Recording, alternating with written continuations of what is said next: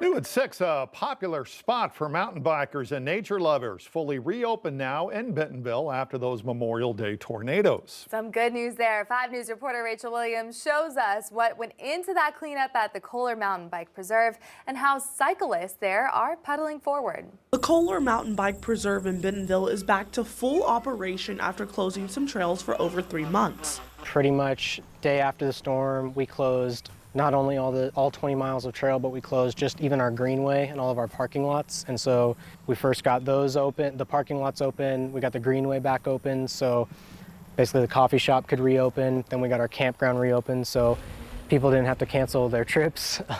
Then little by little, basically just expanded outwards into the woods, opening one trail at a time. Nate Renner is the trail crew lead at the preserve, and for the past few months, his crew have been working around the clock to reopen the trails, but they didn't do it alone. We also had a ton of volunteer help, people from out of state even helping us, some contractors. It's been quite the effort. And then we've had some volunteer days where 200 plus people came out here just willing to help. Knowing how much the community loves this place kind of lit a fire in us to get it back to its former glory as quick as possible. Renner says the repairs were one of their biggest challenges to date. When these trees fall, they take some of the trail with it, and there's a huge just root ball hole in the center of where our trail used to be. So bringing that back to its former glory, restoring some of the hillsides, that was probably some of the biggest work went into that. If you're taking a stroll or mountain biking, you may still see fallen trees. Trail crews are still working to clean that up.